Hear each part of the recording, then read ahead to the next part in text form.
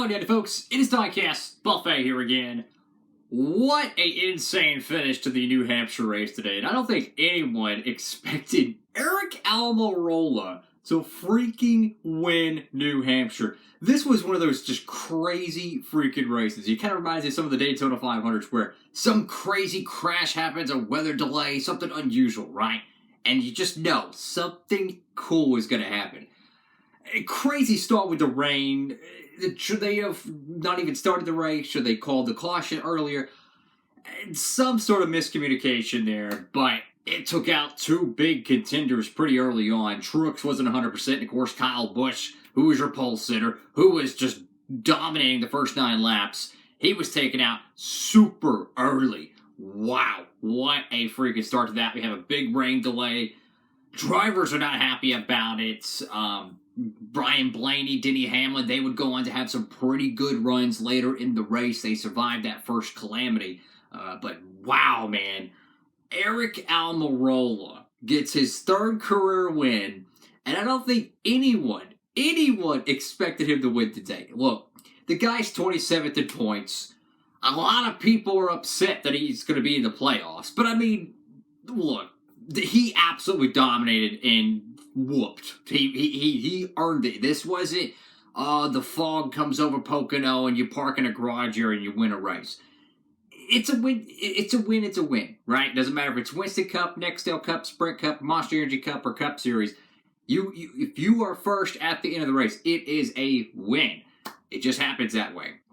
But this was a earned win. Eric Almirola went up there, took it from Brad Keselowski, took it from Ryan Blaney, took it from Christopher Bell. He took it and he won it. Absolutely earned it 100%. There was there's no, oh, this is a Mickey Mouse win. No, none of that BS. No, he absolutely went out there and earned this win. So, huge congratulations to Eric Almirola. And I'm excited to say they're actually going to be making the 124 scale diecast for this. So, if you want to get that, make sure to use the promo code down below if you want to get free shipping on it. Any orders $20 or more at Circle B Diecast and Plan B sales, use promo code Diecastbuffet. But they're making the 124 scale diecast for that. That's going to look cool because there's a little bit of race wear to that car. I see on the left quarter panel, there was a lot of tire marks from racing. I didn't get to see how the car looked post-burnout, but it had confetti and victory line. So I'm just saying, if you're one of those cats who like confetti, you better go get that diecast. And they also have a race win t-shirt as well. Super cool finish there, man. Like, there was a lot of controversy. There was a lot of the shoulda, coulda, woulda. Look, for the newer fan out there who said, oh, NASCAR made up a rule by shortening the race because of the weather delay. Here's a great example. So back in the heyday, in 2002 at the Pennsylvania 500, they shortened the race because it had a bad rain delay. They cut off like 40 or 30-something laps from a Pocono 500-mile race. This is something NASCAR has done for years. When there's no lights, obviously at Pocono, there's no lights at New Hampshire. When, these things happen, they do shorten the events. This is not something they just pulled out of their hind end. And what I liked about it is they told the drivers well before the end of the race, when it gets too dark, we're going to give y'all a 10 to go. I like that. Everybody knew it. Everybody could play by those rules. So to me, that was completely fair. So if you're saying they just did it to give Almirola the win, you got to think, fellas, when they're using these broadcast equipment, the tracks look so much lighter. They look so much brighter because these are like cameras that can film at 4K quality, okay? They have so much technology in them. You can get incredible light out of just a little bit of light. I mean, you try to take a picture in the dark with your phone, half the time it looks like crap. Could you imagine trying to film a NASCAR race when it practically almost sunset? I'm just saying, man, it looked a lot brighter on television. It's a crap load darker at the actual racetrack. You can even check out the 2015 Martinsville race. Jeff Gordon pretty much won it in the dark. But anyways, what did I think about this? New Hampshire is a hit or miss track for me. Go Gen 4. Go Gen 5. New Hampshire's an awesome race to watch, full throttle. You have the cars, they're not planted to the ground. They have that ride height rule. But I'm pleasantly surprised at the quality of racing we've seen today. The Xfinity race yesterday, it sucked. I'll be honest. It sucked. I wish it was a playoff race because he wouldn't have had, cup drivers coming down there. Everybody from second on back, it was pretty good. But first place, it was a wash. But you look at the Cup race, 4 times better. I mean, it was such a better show. It didn't matter if it was Blaney. It didn't matter if it was Keselowski.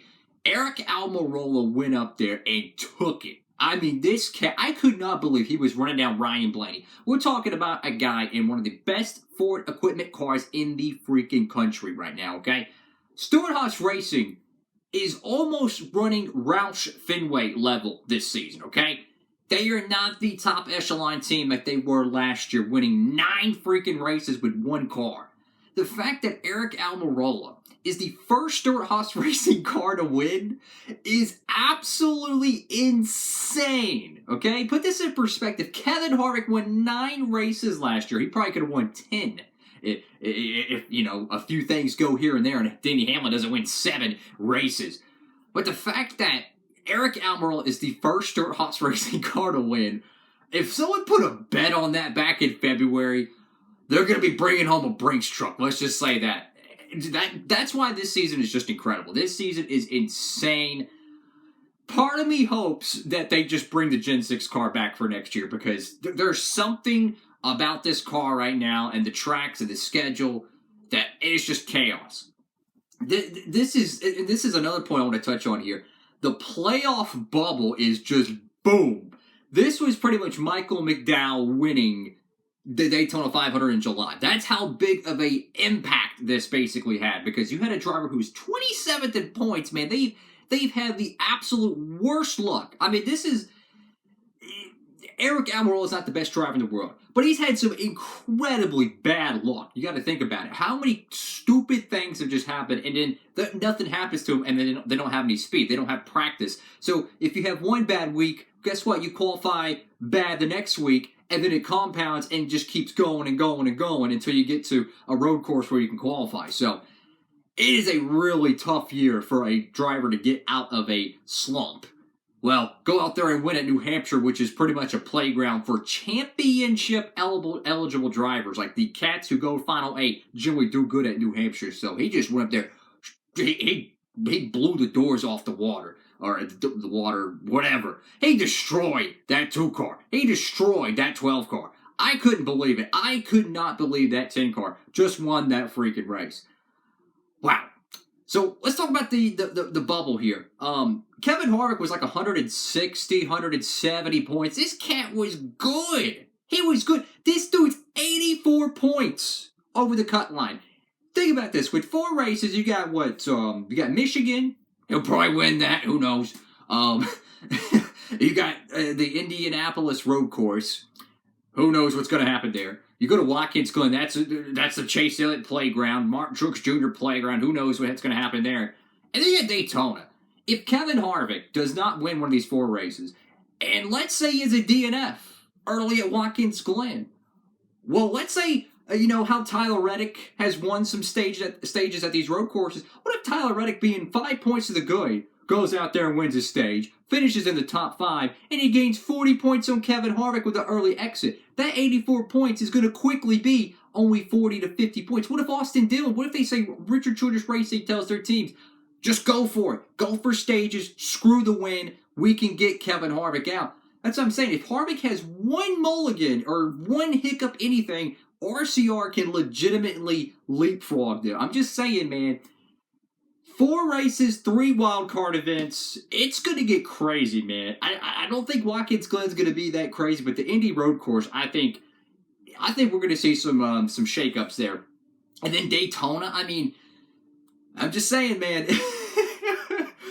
Kevin Harvick is not locked in right now because of this win. He was locked the millisecond before that. Now it's just like, oh crap. He's 84 points to the good. That might not seem like much, but think about it. If you have a DNF early on and the cat you're racing for the points goes out there and wins a stage or something, which we know how road course racing works. You have drivers who go for the win, drivers who go for the stage win. Most of the time you can't do both unless you're Kyle Larson or something. But if that driver going for points goes out there and wins both stages and screws away, you know, the race win, they could walk out of there with, I don't know, 45, 50-some points, and Kevin Harvick finishes 37th. That's what I'm trying to say. This is going to be super interesting to watch. And now, Austin Dillon, who was at like, I don't know, 100 points to the good, he's 5 points behind. So people were saying, oh, he shouldn't be in the playoffs and blah, blah, blah. Look, I'm not a fan of the playoff structure. That's just me. But this is the rules. This is how it works. You go out there, you win a race, you put yourself in it. Eric Almirola earned this race. Absolutely. When you go out there and run a cat down, you're 2 seconds behind, and you go out there and take the lead from Ryan Blaney. We're not talking about some dude saving gas. We're not talking about some dude who stayed out there with 100-lap-old tires. We're talking about a championship caliber driver in Ryan Blaney and that Penske team. He goes out there and takes it. Eric Almirola absolutely earned this freaking win. Congratulations to him. It's going to be one wild run to the end of the regular season, man. 4 races, 3 wild cards. Anything can happen. It's going to be fun. What did y'all think about New Hampshire?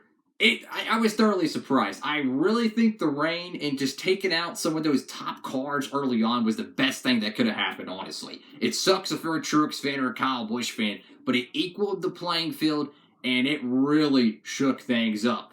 Thank y'all so much for watching the video. Make sure to give it a big thumbs up, like, comment, subscribe, and if you want to get that Eric Almirola diecast, make sure you use the promo code down below in the description. Unfortunately, though, there's 2 weeks until the next NASCAR race because of the Olympics, which is just it's frustrating because it's like, why couldn't we just have like a truck race? I'll end the video on this. Why couldn't we have a truck race at like Iowa, one of these one-off tracks or something, and bump it up to like a 300-mile race, right? Run it like an Xfinity race distance, but it's a truck race. Heck, run it a 400-mile race. It's the only NASCAR, top 3 sanctioned event. There you go. It's on an entirely different broadcast partner, Fox. They could just, advertise it, blah, blah, blah.